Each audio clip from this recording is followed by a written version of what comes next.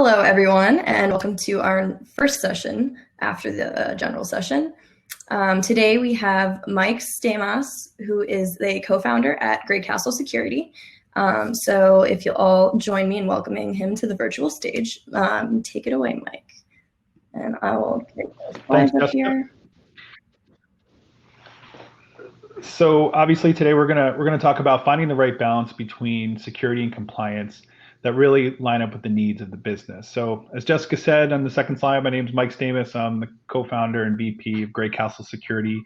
We're a cybersecurity services company headquartered in New York State. We've got clients all across the country, and we've got the fortunate pleasure to work with some businesses in the AI space and in the SaaS space. And really, our goal is to help organizations, minimize risk and manage risk, and also ensure that cybersecurity doesn't get in the way of the business growing. So in slide 3 here, we're really going to talk about, understanding some of the challenges we're seeing in the AI world. And again, kind of mentioned in the beginning, I do have the pleasure to meet with a lot of different organizations, from startup, venture-funded organizations, right through to mature organizations that are leveraging, various technologies to improve their cybersecurity program. So I'll talk a little bit about what we're seeing in the AI world.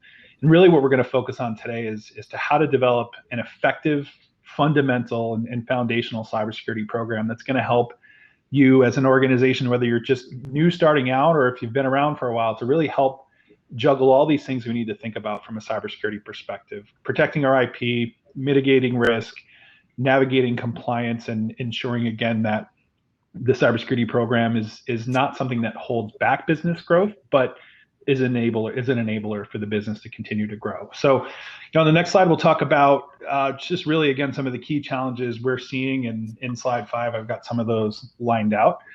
So some of the common issues we see today for all businesses, but particularly in AI, is obviously recurring and emerging threats. And, depending on the type of business you're in, whether your technology is a part of something bigger, or maybe if it's a standalone product that maybe helps organizations improve their cybersecurity posture, it's not a secret that there's nation state threat actors and various malicious groups that are looking to potentially leverage your technology to get in, to cause more damage, to maybe pivot into other parts of an organization.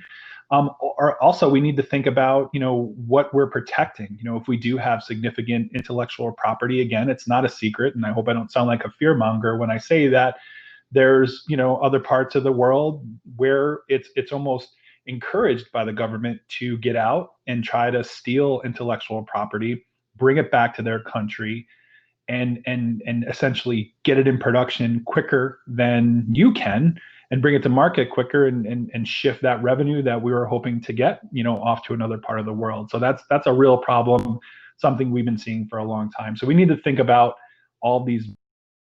And again, in our conversations with organizations, especially AI organizations, a lot of times it's part of that business growth that your cybersecurity program comes up. So we often get calls from organizations that have a great opportunity with maybe a large organization or a partnership with someone, and they're moving through that process to solidify that deal or bring in that client or whatever the case may be, and they find that their cybersecurity program becomes a significant point to, or an objective to overcome. It's pretty common today for an organization to really need to answer some tough questions about their cybersecurity program in order to grow. Regulatory pressure, we'll talk about, budgeting, and kind of also the false sense of security that we may get by investing in great technology or leveraging, proven cloud providers to store our data. Sometimes we get a bit of a false sense of security because of those great products that make us feel more comfortable that, yeah, maybe our data is being stored in a highly secure data center or in the cloud somewhere. But there's other parts of the cybersecurity program that we need to think about to ensure we're looking at the whole picture. So we'll talk about that as well. So the next slide is just kind of highlighting the 5 steps we're going to talk about today to build an effective program. And in the next slide, we'll line out what those are. And I'm going to dig into these in a little more brief detail today. But really, the first thing you want to do is identify where your data assets are. We want to conduct a risk assessment. We essentially want to determine, of all these things we're thinking about from a security perspective, people stealing our IP, regulatory pressure, inability to grow, what's a big risk for our organization, what's worth our time, money, energy, and as important, what isn't worth our time, money, and energy. We'll want to talk about governance. We'll want to talk about the documentation, kind of the not so fun part of cybersecurity, but very important. And we'll talk about what we need to do to maintain the program. So just to jump right into slide 8 and talking about a data asset inventory. At the end of the day, the reason why we're in business here at GreyCastle and why cybersecurity is something we need to think about primarily comes down to the types of data we have. And many organizations, and especially with the proliferation of the cloud and just the minimization of how tight storage is today and how much we can store on something like an iPhone, a thumb drive, or obviously a massive SAN in an environment somewhere, we've got a lot of data. And the first step we really want to do to build a foundational and fundamental cybersecurity program is to inventory that data. It sounds simple, but it's everywhere and it can be difficult. So the first thing we want to do is build a comprehensive list of data assets. We also want to delineate the difference between data assets and information assets. They're slightly different. Information assets are kind of easy to wrap our head around. They're servers, workstations, switchers, laptops, mobile phones, pretty much the obvious suspects. Then there's data assets, which can be structured or unstructured, and those things can be local, they can be in the cloud, they can be in databases, thumb drives, etc. Also, data, obviously, especially unstructured data, is almost in every case needed to run the business, but it also comes with some risk. So once we understand where our data is and we've inventoried it, before we do anything else, we want to see what we can do to make it smaller. If what I'm saying about kind of that sprawl of data and it being all over the place, if that rings true for you, a very tactical thing you can do that isn't very difficult is to inventory that data and then work as hard as you can to make that environment or that scope of that data smaller. Obviously, it's a lot easier to protect something if we can condense it and control where it is. It also puts us in a much better position from a regulatory perspective too. So in the next slide, we'll talk about once we've inventoried the data and we've minimized its scope, we're going to talk about what we can do to identify who owns the data and put some rules in place as to how we classify that data. So the first thing we want to do after we inventory it and minimize it is really start to determine who owns the data. It's sometimes common, especially for new companies or fast-growing companies, to kind of just assume that IT owns the data. That couldn't be further from the truth. All data is owned by usually someone in a senior leadership position within the organization that heads a department like HR, finance, research and development, legal, whatever the case may be. And all data has a classification. Whether we formally identified that or we haven't, we need to think about what we can do to classify that data. Typically, we refer to various classifications from a data perspective as being restricted or confidential or internal or public. Once we determine how we classify that data, we can make better rules to be able to ensure that we're doing the right things to protect that data. Also, you want to know the difference between a data owner and a data custodian. A data owner, for example, is someone who leads one of those departments like HR, finance, legal, etc. A custodian is someone in IT who works with that data, takes direction from those senior leaders as to how to handle and classify that data, but they're just a custodian of that data. So data classification is definitely one foundational element of a cybersecurity program that you must really kind of knock down before you can really build an effective cybersecurity program. So once we have that, in step 2 or slide 10, we're going to talk about risk assessment. So once we understand where that data is and we've got that inventory, we're going to bring that into a risk assessment and talk about the risks we have to that data. So in the next slide, we get into a little bit more information about what risk assessment it is, and I'm not going to read off that slide, but essentially a risk assessment is leveraging a framework, whether it's NIST or ISO or there's a bunch of different frameworks out there. But in that framework, we're going to identify how our cybersecurity program today aligns with that framework. Some areas will line up with that framework as doing what best practices suggest we do. In other areas, we may not align with the framework. An important part of the risk assessment is when we get into the risk conversation about those areas where we're not in alignment with the standard or the framework. And essentially, we need to have a conversation again with those data owners and senior leadership and people in IT, but as importantly, people in outside of IT, as to how big of a deal is it where in some of these areas where we may not align with the standard. We'll talk about what's the probability of this vulnerability being exploited, and what would the impact be on the organization, and what's the probability of it happening. Those are questions that no one person in an organization can answer. It really needs to be a conversation with the wider organization to really have those conversations about probability, likelihood, and impact. Risk assessment, again, like data classification, is one of those things that it's nearly impossible to make decisions from a cybersecurity perspective if you haven't figured out data classification and risk assessment. Also, the findings of the risk assessment, or the fact that you've conducted the risk assessment, or the output that comes out of it, is a key tool that enables you to have a very effective conversation, again, with regulators, with clients, with prospects, with cybersecurity insurance vendors, really everyone in between. The data that comes out of that enables you to have a much more functional conversation with stakeholders and third parties. So in the next slide, we'll talk about governance. So we've talked a lot about ownership. In data classification, we need to help educate the business on what data HR owns, what data legal owns, and how those two departments, along with finance and all the other departments, interact with data and make decisions around data.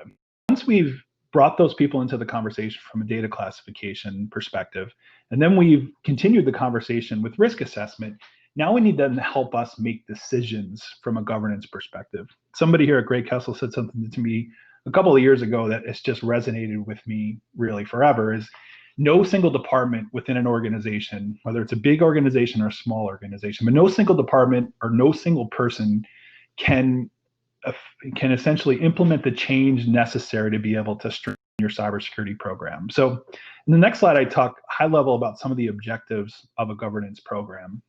Really, the governance team is going to make strategic business decisions about the organization as it pertains to cybersecurity.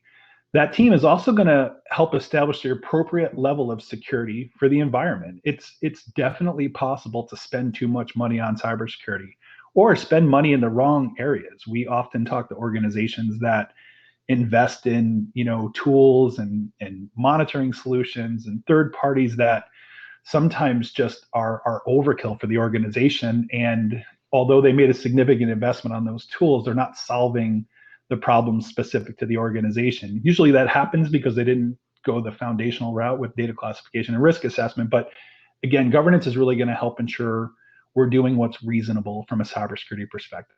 It's also governance that's going to help us determine what our regulatory posture looks like. There may be something in pipeline that will be a new joint venture for the organization, or a new opportunity for the organization that may give you access to, let's say, protected health information. Just if your organization goes into a contract or into an opportunity where you may have access to that type of information, it makes a significant change to your cybersecurity posture and to your defensibility from a legal and regulatory perspective as well. So governance is going to help identify all those sorts of things as well.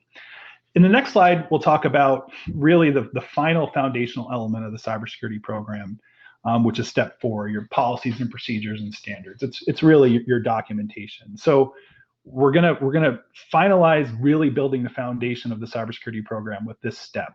We figured out where our data is. We figured out what our top risks are. We got the right people engaged in the conversation. Now we got to document everything. So there's policies, there's procedures, there's standards and controls. These are all the things that we'll determine over these first couple of steps that really articulate what we're doing from a cybersecurity perspective, how we look at data, how we make decisions, and the controls and protective measures we have in place around the organization. So given the time today, we could talk for an hour just on this step of policies, procedures, standards, and controls. I'm kind of going to just dig in on policies. So in the next slide, we really talk about what policies are today. And we see a lot of organizations, again, especially fast-growing organizations, to have a significant sprawl of policies. Maybe we're in kind of startup mode and we're talking to a key client or to a prospect, and they say, hey, can you send us your BYOD policy or your data classification policy? If we don't have one of those, we all kind of just do what we do in startup mode, and we go out to Google and we see what a data classification policy looks like, and we try to build one for the organization. A lot of times when we get in and talk to an organization and we ask about policies and procedures, sometimes they're just non-existent. Sometimes they are existent, but they don't really reflect what's going on within the organization, or there's just too much. They've got this book of policies. It's kind of like a Frankenstein type policy and procedure library. That can get you in trouble. Again, your policies and procedures, primarily your policies, that's how you're going to communicate to clients. That's how you're going to communicate to prospects and regulators and auditors if that ever comes into play. So typically from a policy and procedure or from a policy perspective, we want to have 3 or 4 core policies. Our information security policy, our data classification policy, which we talked about earlier, how we classify our data, talk about acceptable use with respect to internal assets and how the team is able to use PCs, servers, assets, cloud services, et cetera.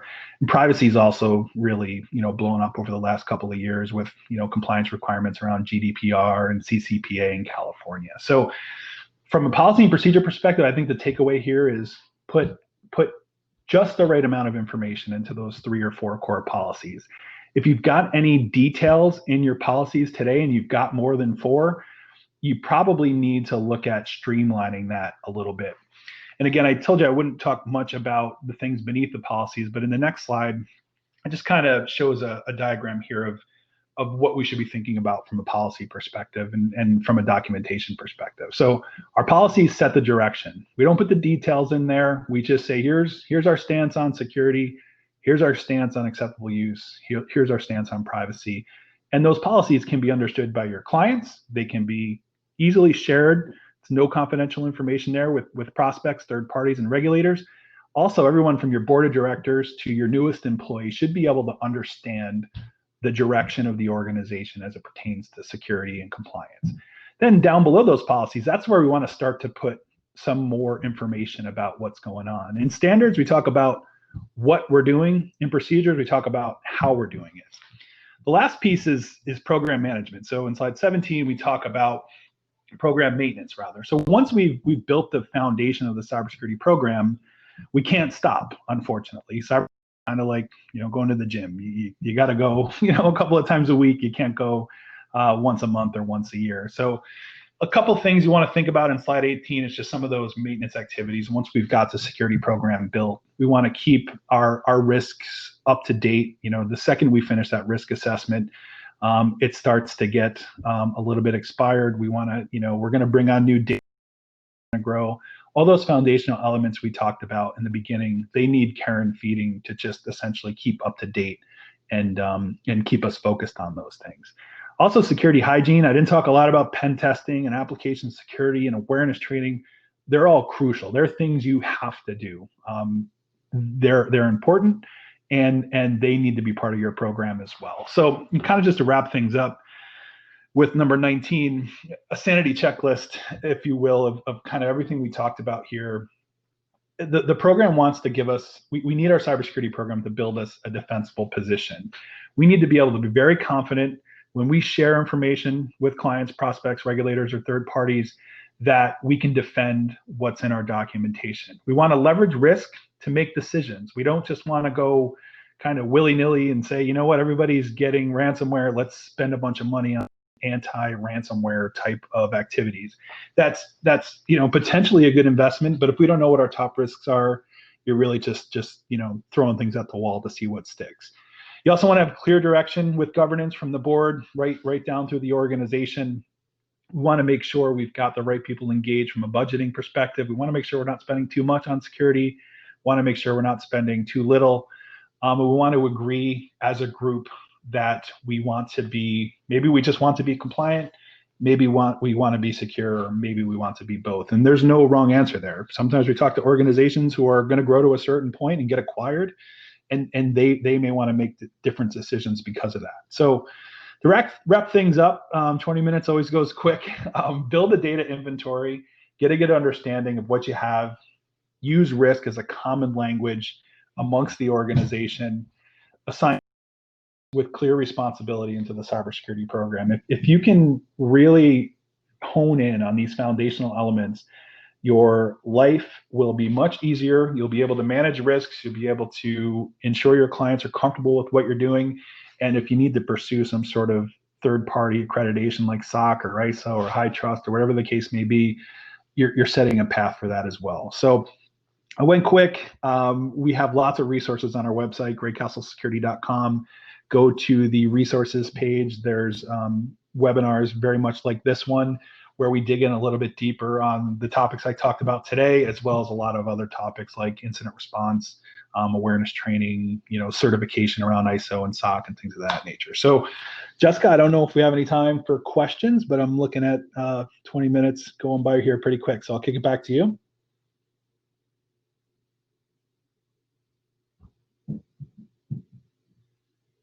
Yeah, sorry, it took me a minute to find my unmute. Thank you so much, Mike. That was excellent. Really enjoyed that talk. And I hope you all did as much as I did. In the meantime, we are out of time for questions, but definitely check out GreyCastle, and I bet there's a lot of resources that can help you there. And at this time, you can make your way to the next session. And thank you so much, and enjoy your conference. Thanks, everyone.